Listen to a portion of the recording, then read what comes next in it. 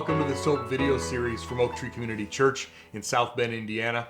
We are starting a short series through, well, a shortish book, the little book of Esther. Yeah, there's actually 10 chapters, and we're going to read like, I think, a whole chapter a day, basically, over the next 2 sessions.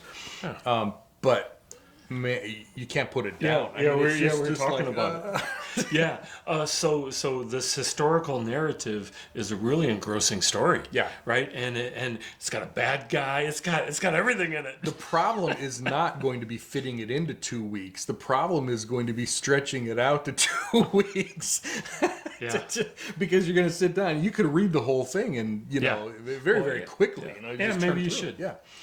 I do have to backtrack a little bit.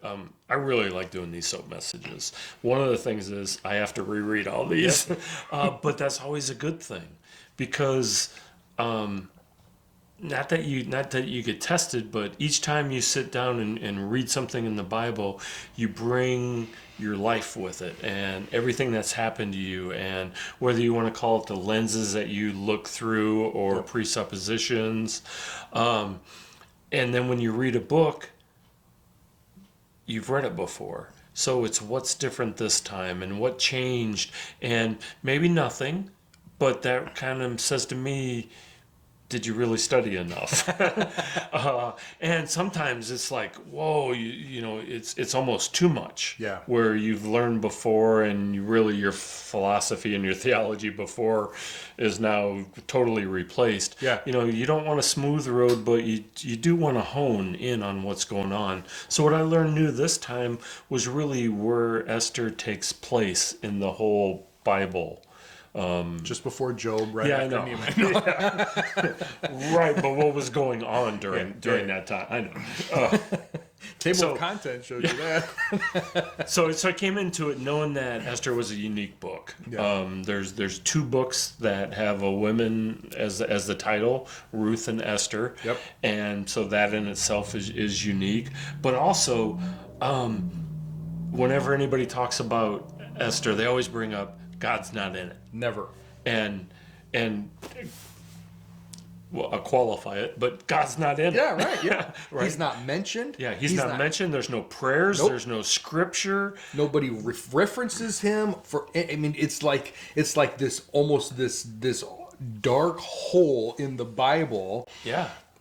Where God doesn't exist, almost. Right. Yet we see his fingerprints. Oh, there's no doubt. Right. Yeah. Oh, right. And we're looking for it too.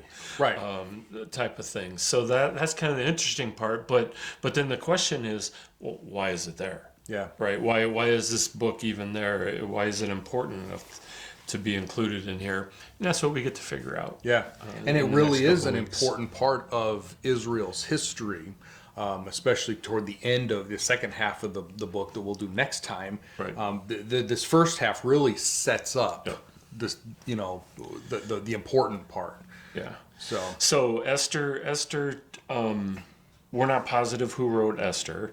There is a one of the main characters, a man by the name of Mordecai. Seems like he wrote it because he was in there. He got some of the insights and personal things. Yeah. And it would have been him. Yeah. To actually write it, but it takes place the same time as Ezra, between chapters 6 and 7. Yeah. And about 55 years after the end of the book of Daniel. Yeah. Too. Yeah. So now that means a lot to him, but you and I, we got to qualify that. Yeah. But go ahead. Well, so the book of Daniel starts in about 605 BC and it ends about 539, 538, 537, something like that. And so you have, the nation is in exile. They're in Babylon. In chapter 6 of Daniel, we have the whole lion's den thing because Persia has taken over Babylon. So Persia is the new world empire. Right. Okay, so this can't happen before then because Persia is not a world empire. Yep. Persia is the world empire, takes over Babylon, and Cyrus is the king of Persia, and he is named in the book of Isaiah 200 years earlier where God says, I am going to raise up a guy, a Persian king by the name of Cyrus, and he's going to release my people. Cyrus somehow gets his hands on the book of Isaiah and says, that's me. And he does. One of his first things is says, you can go back to your land. And helps them. And right? helps them. Right? Gives them the authority to go back, gives them the means to go back. And so a guy by the name of Zerubbabel right, goes, and this is in the first half of the book of Ezra, goes back and only takes 50,000 people. Yeah. And a whole bunch of people stay in Babylon, Persia, within the Persian Empire. And you get some years. Yep. And so I was thinking about 60. Yeah, something like that. Yeah. That covers the first 6 chapters of Ezra. And then between chapters 6 and 7, we have this account of Esther. So there have been decades that the Jews have been allowed to go back to Israel, and most of them don't do it. Right. What happens here in Esther, literally we can say never should have happened. We should never have heard about all of this stuff, because they should be back in Israel. They should be building the temple. They should be doing all this stuff. Right. It was in the midpoint then that Ezra was born, that Nehemiah was born, and all of that stuff, Haggai, Zechariah, Malachi, happens at the end of the book of Ezra and Nehemiah. And Esther's sort of right here, parked, and we get a picture of just how far Israel is away from God. Because like you said, there's no mention of God. They're not talking about him. This set of people. Yeah. Right. So you would think, so we're talking, we're in Persia now. 60 years have happened since Zerubbabel took 50,000 and went back to Israel. And you got to believe the people that went, one of two things.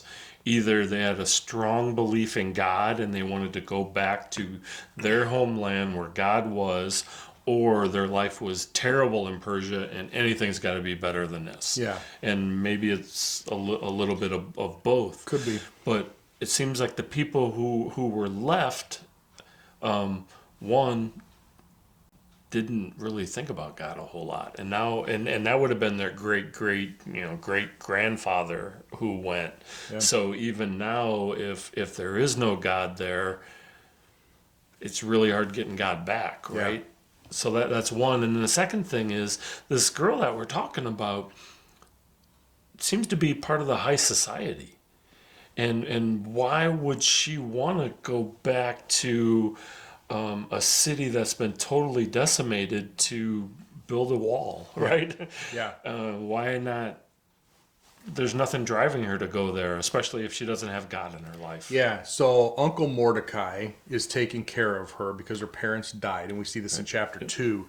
But he seems to be sort of up there on the scale. He is like up there on the scale, being part of the he's close to the Persian government. Yeah, he's close to the palace. We don't know exactly what he was, but in ancient times, sitting in the gate of a city usually meant some sort of ranking official.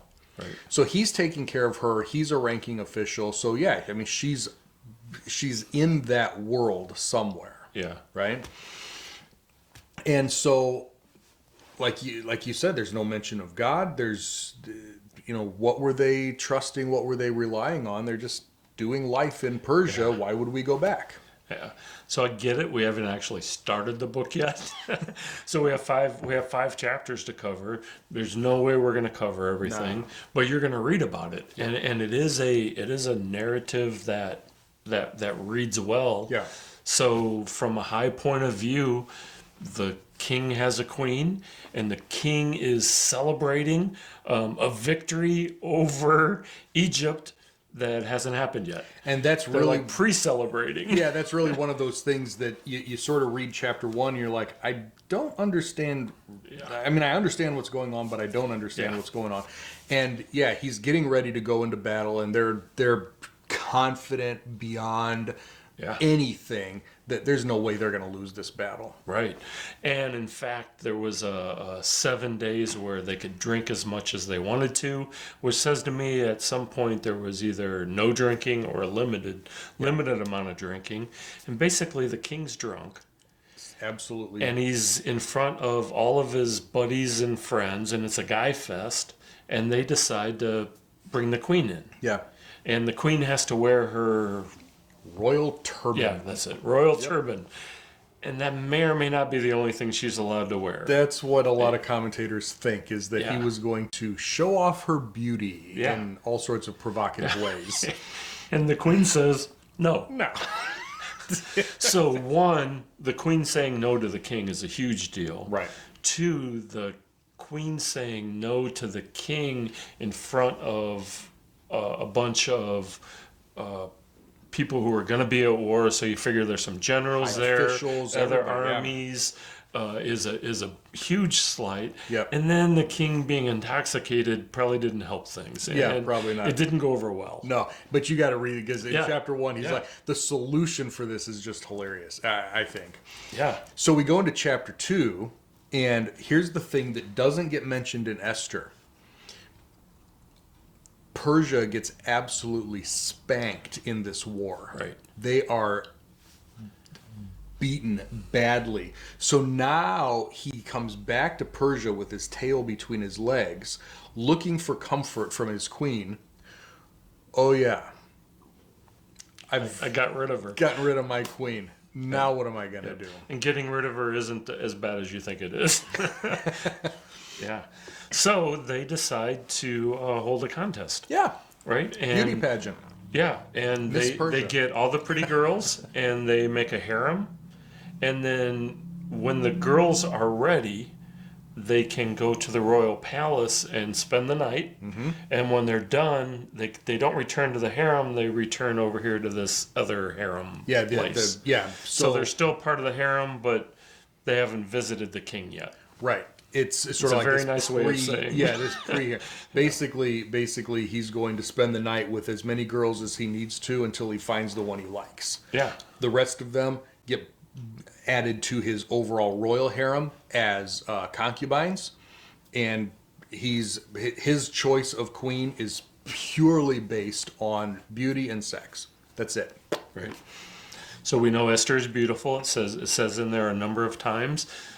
She must have done something special because the king picks her. Yeah. And puts the royal turban on her head, and she is the new queen. Yeah. Now, of course, that's one of those places where we could see, maybe God orchestrating things without actually that being said, right? Yeah. So Mordecai is involved here, and Mordecai specifically tells her, don't let him know that you're Jewish. Right. Right. So why? I'm thinking he knew something that, because of his closeness to the royal court, that he wasn't letting in. He wanted her to be just another Persian girl. He did not want that to be a detriment to her. And hopefully if she could get in, then maybe we could change some things. So he didn't, at least at this point, he didn't have the ear of the king or anything. He wasn't that close. Yep. So he's looking for some leverage. If we can get you in, then maybe we can do something. So let's just hold off on the whole where you come from bit for a little bit. Yeah, and then there's a great part with Mordecai where he's sitting at the gate and he overhears two eunuchs talking about overthrowing the king. Yeah. Now this is a king who's just been beaten, has come back, probably right before being overthrown. Yep. And Mordecai decides to tell Esther to tell the king about it. Yeah, so there's definitely some really neat politics going on here, some political overtones. And you can see where Mordecai really does care about Persia, care about what's going on. He doesn't want to be in a civil war. He doesn't, who knows what's going to happen with his job. He could lose his life. He could lose all sorts of things if, if the king is assassinated. Right. So Esther tells the king, they investigate it, the two eunuchs are hung, it's written down in the royal book, and life moves on, right, at this point. Yeah. And then chapter 3, the bad guy comes. You got your main antagonist of the story. Yeah. So what's his name? His name is, we usually pronounce it Haman. Haman? It's Haman, something like that. If you got to have that little Middle Eastern flair, it's Haman, right? Yeah, I don't have that. No flair. So, in the pecking order, he might be as high as number 2 in the nation. Yeah, so Grand Vizier, Prime Minister, something, definitely up there. Yeah, up there way high. I call him Jafar. That's exactly really, where I went. I really want you to think of him that way, because not only is he a bad guy, but that's about the position that he has. Haman Jafar, that's really what we're dealing with here. Yeah, so he makes a rule.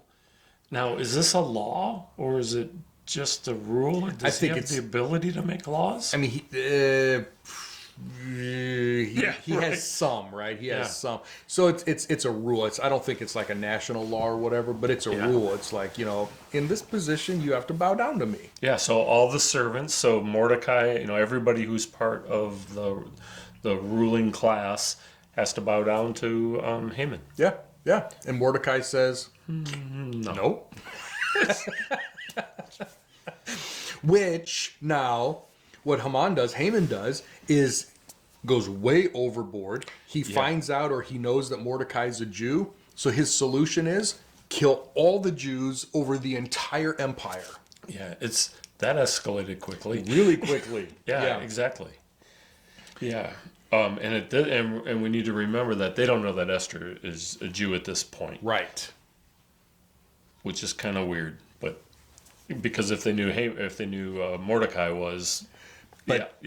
But is Haman really going to know about Mordecai's niece, type thing? Because he's way above that. Right. So Haman talks to the king and says, "Hey, there's a group of people that has spread through our kingdom, and they do not observe your laws. We got to get rid of them." And the king says, "Sounds good to me." Absolutely. So they make a new law, which is kind of amazing. And I think one of the things to see is how the king is continually persuaded. It seemed like a good idea. Yeah. It seemed like a good idea to him. I don't know if it was the loss and he's totally lost now, lost all of his confidence or what, but it's kind of interesting. You can also see in here, just as you're reading through, you could read this today. I mean, political propaganda, all you have to do is spin the story just right, and you can, politicians can do anything they want, right? And in chapter 3, verse 10, it says the king removed his signet ring from his hand and gave it to Haman, because the signet ring, once that was stamped, now that's law. That's the big law. And we learn about Persian law, the law of the Medes and Persians, back in Daniel chapter 6. Again, Daniel's, the reason he's thrown to the lions is because under Persian law, what we learn is that once a law is actually signed and stamped, even the king can't change it. He tells Daniel that. I can't change it. Like, you're the king, dude. Doesn't matter. Law, the way we work, I can't change it. The best thing that they could do is write another law that doesn't quite cancel the first law, and so that's what we're going to see, happening here. But that's, the law code of the Medes and the Persians was really, really strict. So Esther finds out about this new law that goes into effect. Basically, all the Jews are going to be killed. Yeah. She goes to Mordecai, explains it to him. Mordecai says, "You got to go to the king and talk to him." And she brings out a little tidbit, which is kind of interesting. She says, "There's one law that everybody knows. If you go before the king unannounced and he does not accept you, it's the death penalty." Yeah. And he has a golden scepter, and if he puts the golden scepter out, you touch it, and then you can talk to him. Yeah. So, it's a big deal, and it's really up to the whim for the king on whether the queen is going to live or die. Yeah.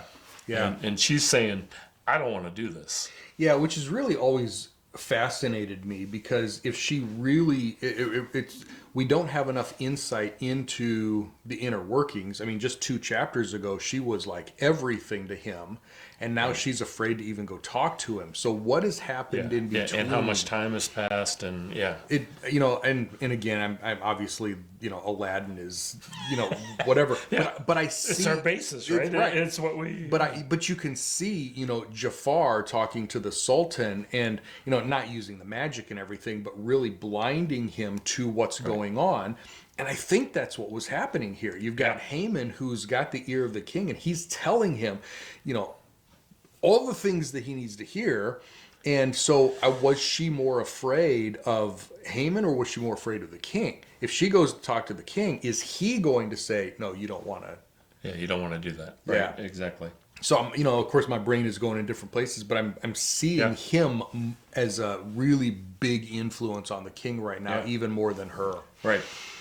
So Esther asks Mordecai to ask all the Jews to fast for 3 days. Now, this is a perfect place to say, and pray. And pray. I know. I looked at it a couple times, and it's like, it's not in there. Yeah. So, and then she will go to the king. Yeah. So that happens. She appears before the king. So there's a little, dun, dun, what's going to happen? But as a title character, he has to do it. Otherwise, so then she talks. It's a really short book. Yeah, if she he talks does to it, the right? king. Yeah. Yeah. The narrative is a little odd here because he asks her a number of times, "What is your request?" And she pushes him off. Yeah. And it's even, what is your request? Up to half of my kingdom. Yeah. Yeah. And she's like, well, come to dinner tonight. Yeah. Let me talk to you tomorrow. Was that part of the plan? Was it? See, it's really interesting. I don't know. Is that part of God still orchestrating things that we can, like you said, see his fingerprints on it, but not actually, him? We don't know what was going on in her head that caused her to do that. Right. So, and Mordecai must have been just as frustrated. He's like, just talk to him. How hard is it? Why do we need a dinner? And then meanwhile, we have a subplot going on. Yeah. Haman goes to the gate. Everybody bows down except Mordecai. And Haman still goes ballistic and goes home and talks to his wife. And the wife says, build some gallows. Kill him, man. You're the dude, right? Yeah. So he builds some gallows 75 feet high. Yeah. That seems a little much. Yeah. Well, so a couple of things. First of all, we find the word gallows here. And in our culture, we think gallows like hanging. Yeah, hanging. Right? Right, exactly. That's not how the Persians did it. The Persians impaled people. Okay? Nice. Yeah. Stick them on a stake and then raise them up like the flagpole. So it was sort of like and this is like literally in his backyard, right? Okay. He's like, I'm going to build a flagpole that goes up 75 feet high. And you know what I'm running up there? Mordecai. Yep. That's the guy that we're dealing with here. And that's the culture that we're dealing with. That wasn't just him. That's how so you've got the lion's den. You've got Nebuchadnezzar threw people in fire. Persians, they really liked impaling people. Romans was the cross, that sort of thing. This one was pretty brutal. Yeah. And that's where we end on chapter 5. So we end on a cliffhanger even. Very nice. So it's going to happen? Yeah. So as you read through this book, of course, you can read the narrative, you can read the details. Hopefully we've helped fill in some of those gaps for you, and you can see from a cultural standpoint what's going on from a mental state of Haman and the king and Mordecai and Esther and everything. We'll do this for a couple of sessions. Next week we'll come back and really get to the good part, right? And what happens, what's the outcome and the outgrowth of this. But until then, read through it 3 or 4 or 5 times a day because it's really short. Yeah. And send us your questions or comments, the insights. I really like hearing the things that you see just because we didn't mention it. And you say, oh, this was so cool. Really like to hear that. And we'll see you back here next time as we focus on God's faithfulness even when we can't see Him. Right. See you.